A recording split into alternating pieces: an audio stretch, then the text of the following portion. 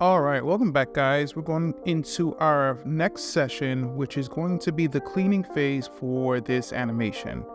All right, and a quick reminder that this video series is sponsored by Autodesk. All right, so what we had before is our two characters blocked out, both of them doing the action poses for this quick action scene. We're gonna go ahead and clean this out because right now they're skipping into each of the poses. So we wanna go ahead and just make sure that this animation is as smooth as possible while maintaining some sort of dynamic action bits. So we're going to go to panels here, back to layouts, and then do the two panels side by side. This is going to be my action view and then the animation view. So for here, and especially for action scenes, you know, knowing the difference between which tangents we want to go into is important, right? So we have two tangents. We have our spline tangent and our linear tangent. So our spline tangent, if I go ahead and do a quick portion of it here, is going to make every scene go kind of watery in between. It's going to make it very, let's do the whole thing actually. It's going to be very fluid, very, you know, just kind of just wailing in between each of the moments, which has its purpose and has its uses. But the positive of this, it gives it a little bit more of a realistic flow. The negative is that you don't feel that any of the hits are landing because it's just going through the motions.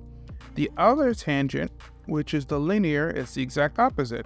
So here, you know, you feel a little bit of the hits there, you know, feels a little bit of impact, but it's just then very robotic. You can see pose, right? Like it's very, very static, very, yeah, just very robotic. So the positive of that is that you have those, you know, those key poses in there, but you want to go ahead and try to see which one, which of those poses and which of the frames you want to make a little fluid. So depending on your style, you know, let's say something like this, I'd probably, personally for me, I would probably start in a linear and then try to make each of the parts that need to be fluid more more like a spline. So I will show you one. So maybe I'll do this character as a linear and then switch to the other one and do that as a spline so you can see the differences. But personally, I like to do linear and then try to make it more fluid. So first things first here is so from here we have this motion here. Another thing too now with these frames is that everything is happening at once, right? So it's boom, boom, boom, boom, because that's how we set up the frames for the keyframes. But movement isn't really like this, right? Things are always happening on different timings, different parts. Certain body parts move first, and then certain body parts move after the fact due to momentum. So we want to go ahead and start to have some delays and some overlapping action in order to make the movement seem realistic. So the first thing I am going to do is starting with the feet, and I'll cut the frames so we only do one movement at a time.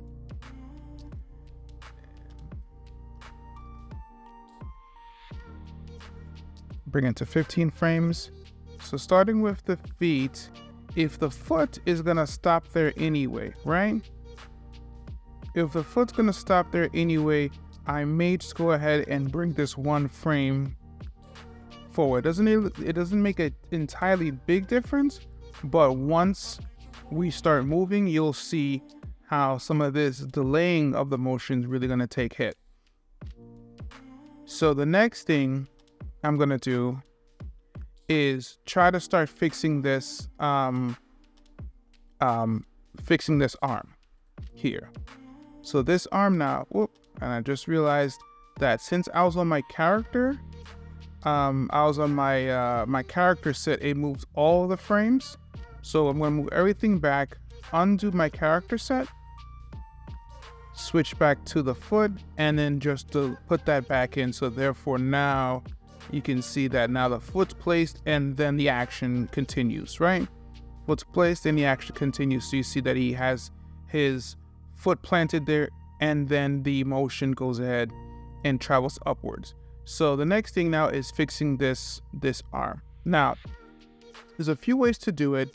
We could mess around with the graph editor to make sure that the curves is good. So you would go to Window, Animation, Graph Editor, and really try to adjust these in order to make that really work, right? So you can do something like this. It's probably here, right? So you can see you would have to go in, and normally you would go in, you know, change the tangents of each particular frame, and then really mess around with it. So something like this. That way when he goes into the punch, he goes in here, and then I'll probably mess around with this some more as well. But something like this is a little bit advanced. So that would be the direct control on how to do it. Or you can make another key. For something like this where we're not working in layers, we're not doing something long, you could go ahead and mess with it this way, which is, you know, one option. Another option is once you get to here, you can just make another key that you like, and then that way each frame is done. Each has its place. You know, preferably if you want to go in and really tweak it and really, you know, make sure that everything kind of flows nicely in the graph editor, you can do that. If you want to go ahead and do it where it's frame by frame, it is a lot more work that way, but you have a lot more control, a lot easier control if you were to do it. You just really would need to make sure that, you know, you look in a graph editor because it is there to help you and to make it happen. So I'm personally going to go ahead and do it frame by frame because I know that a lot of you guys are maybe beginners looking at this. So last thing I want to do is go into the graph editor and try to make this, you know, more complicated. But right now we're going to fix everything by just creating more keys. Another thing too is like if you were to transition into a game engine, you really want to, you know, lessen the amount of keys as possible. So, but right now we'll just do more keys. So from here, he's coming in and bringing this back, right? So what I like about this is that you're going to see that he's bringing the impact in and then he has it here. So personally, I want to make sure that this punch, you can feel it. So I'm still going to bring this a little bit more here. And then boom, right? So right now I'm just worried about the arm and then it hits. So, and then it hits. So for here, another thing I'm also going to do is this elbow frame here. I'm going to take both of these and move them one frame forward just to give that that delay of action there, but that did not give me the results I needed. So I'm going to bring that back. I undoed and went backwards to bring it back to where it was, and I'll just manually do it. So bringing this here, and then from here what I'm going to do is move this a little bit closer. This one also is going to be moved in a little bit closer as well. And because again, if this is going to be our camera, since it's visually not, for me, not there yet, I'm going to still move this arm. Whoop. Still going to move this arm back a bit. And then he hits there. So then it really feels, let me actually just change it to 7. So you can just focus on the hit. You really can't tell. It's way too fast. But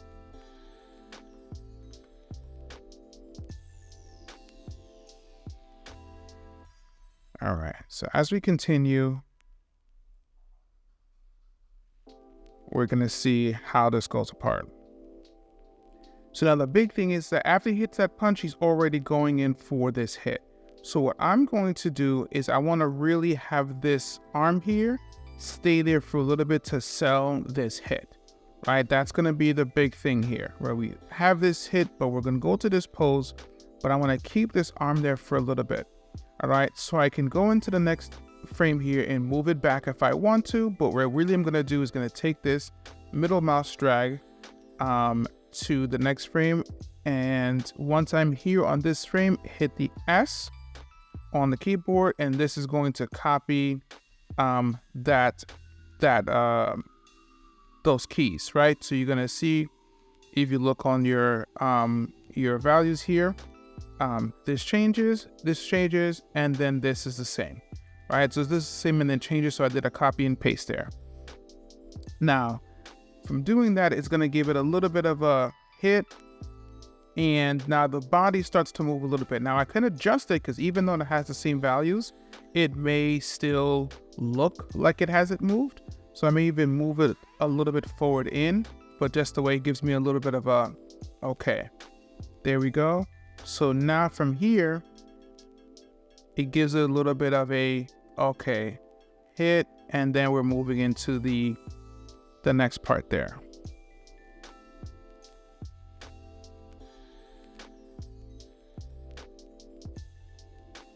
Right, so even now it seems a little bit slower too, right? Now you can actually,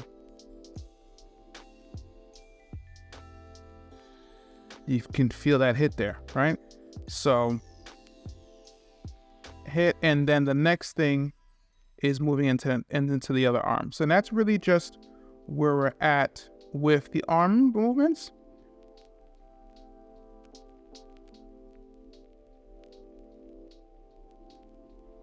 Okay.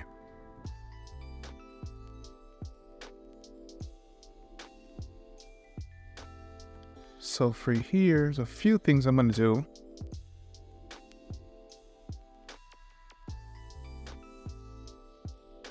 Now this is going to be my cock back pose. On this frame here, we're going to go ahead and bring this out. Some more.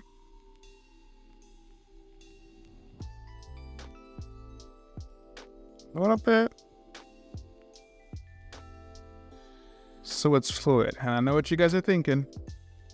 You're like, wait a minute. This arm is nowhere near our opponent. And that is true. You would be correct, but then we're going to adjust the spine line to really make sure that the character is within that space, right? So what I'm going to do here is mess around with the other keys.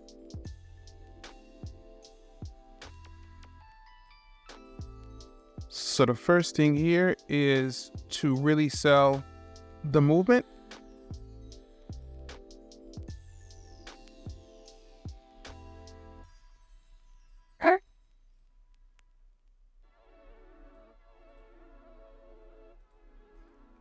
Is start delaying some of these keys.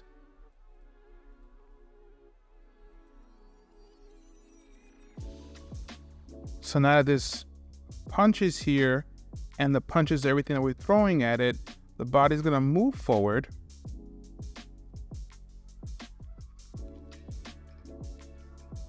To really sell that punch. And then when it's time to come back, from here to here, and the big thing that's gonna connect this pose is going to be this frame here. So this is gonna be the swing frame for this punch.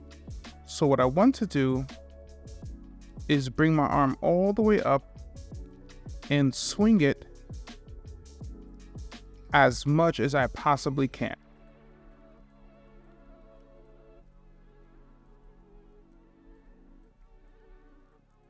Now I know that it kind of gives that illusion that, yeah, you'll kind of like greasily miss him. But once the action is moving pretty fast, we can even try to extend it. This is a good point that if your character has a little bit of stretch in it, like I don't believe this character does, but if your character had a little bit of stretch, you could be able to extend it a little bit and snap it back in after the swing just to give it that illusion for that quick frame that it's there. And a lot of video games do this, and I'm sure they do it in live action as well. If it's so quick and if the stretch is a little bit, it's not so character breaking, then I'm sure that happens a lot too, depending on the spacing of the character. So right here you can see that if this character were not to move from his position, then the character would be hit. So you really want to have that frame there be just as strong in motion. Now from here, we want to fix, of course, the curve for it. So here we still want to have this punch here. All right. And then we're just going to fix this curve to rotate down. All right. So now the punch is good. The body is not rotating as much. We'll go ahead and adjust that as well.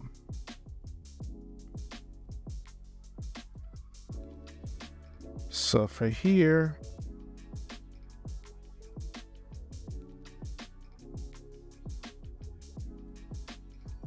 we want to keep just a bit of it, right? Just a bit of it. So punch, swing, right? I think that looks good. Punch, swing, punch, swing.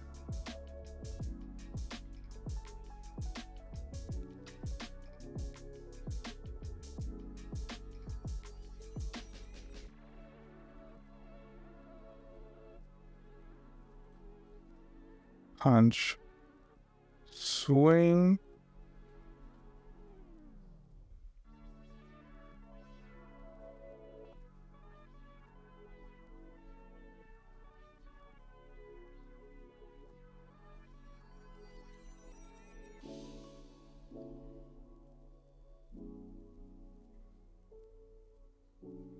Okay, so I think that looks good. We're going to do some little more cleanup here.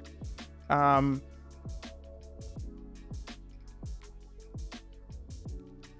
fine. Quiet.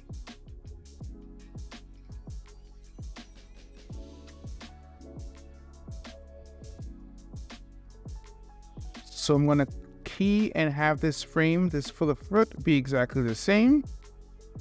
And then it's going to pivot there, but we're also going to do the same thing where it doesn't move right away. So it moves after the fact to give it a little bit of realism. So if we move maybe closer to here, could even do it here and then bring in this frame so it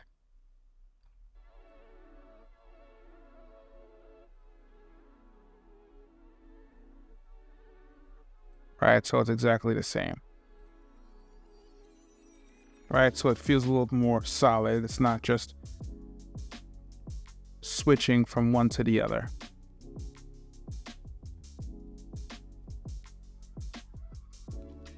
And we're going to do the same with this back foot.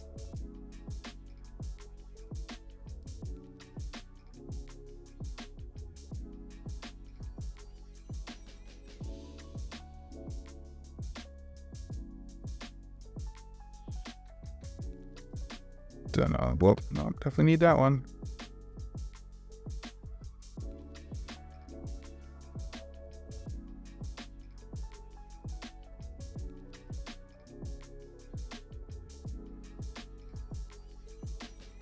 Now, it looks like that foot's always on a swivel, so that might actually make the most sense if it's moving. But we got a little of a pop here happening with this knee.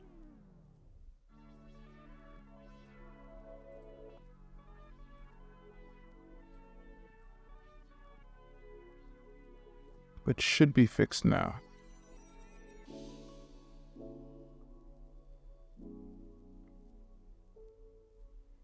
Okay, I think it's looking good.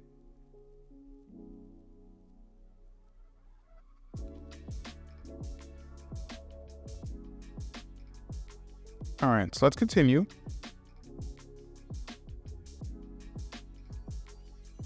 And it's really just the same thing, going from one pose to the other. So now that we have this a little bit smoothed into this part, and this kick is coming,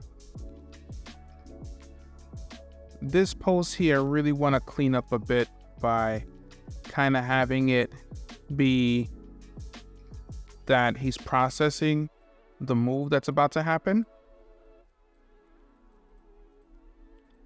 and then he reacts, versus just kind of moving right into it. So he looks at the pose, or can't really look with our face, but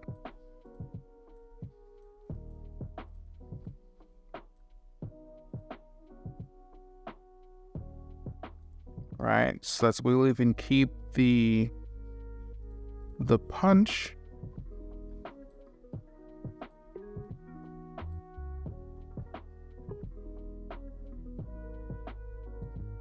Right, as if he's gonna punch and then realizes, oh snap, I gotta block. Right? Like he's gonna come for a move here, but then changes it into a block within the last second. Right, so it looks like he's coming for another one, expecting a block and not really realizing that, oh snap, this is going to be a kick. I may even move this block into the following frame. It's almost like you blocked that late.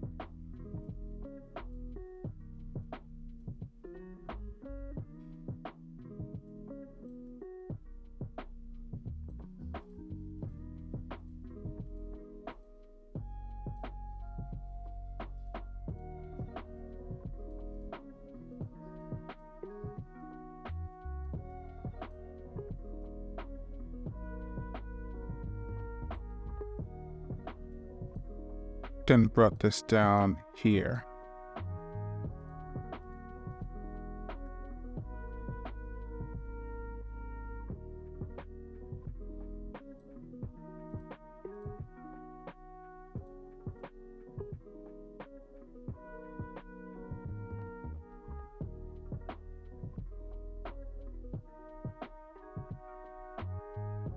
Okay. So that kind of covers a little bit here, but I'm not able to really fully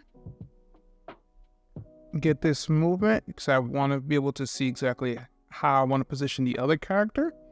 So I'm going to start the other character.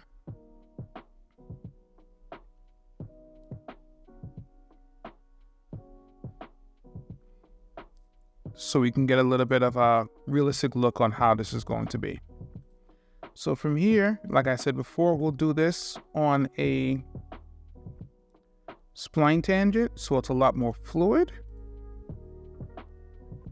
So now you see we're gonna have to go ahead and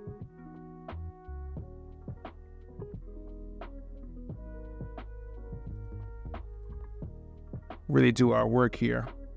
So I'm gonna move a little bit quicker since we're gonna be doing some of the same thing where we're going to be changing our pose by frame instead of go ahead and messing around with the graph editor.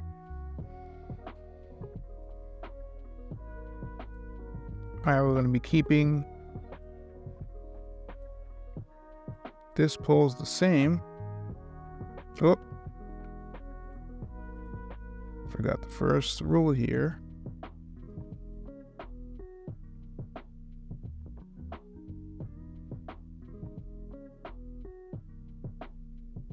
Oh, this is changing into another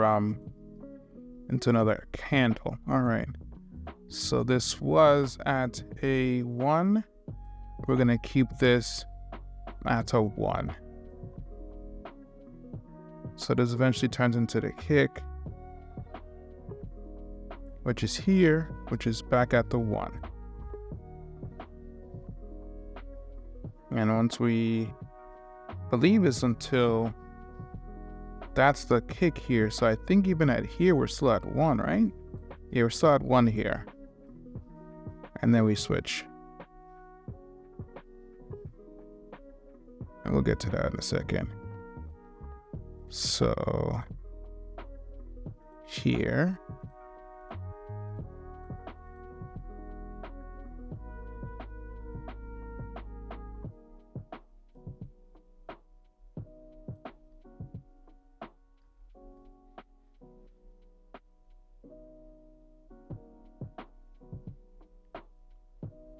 All right, so that fixes that issue. Let's fix this one. What I'm doing is just seeing exactly where the foot's planted compared to the animation, playing the animation, seeing where the body kind of moves, and then letting the feet go there when it needs to be instead of having it just moving the entire time.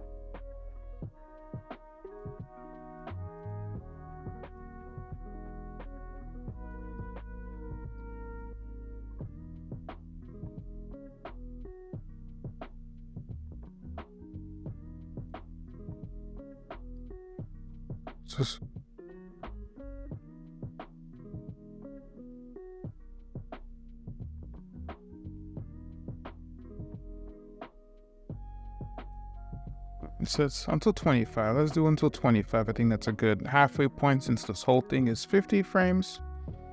Let's do until 25 and then... All right, I think we're gonna end it right here where we're going to pick up the second half of the cleaning for this animation in the next part of the video. See you guys there.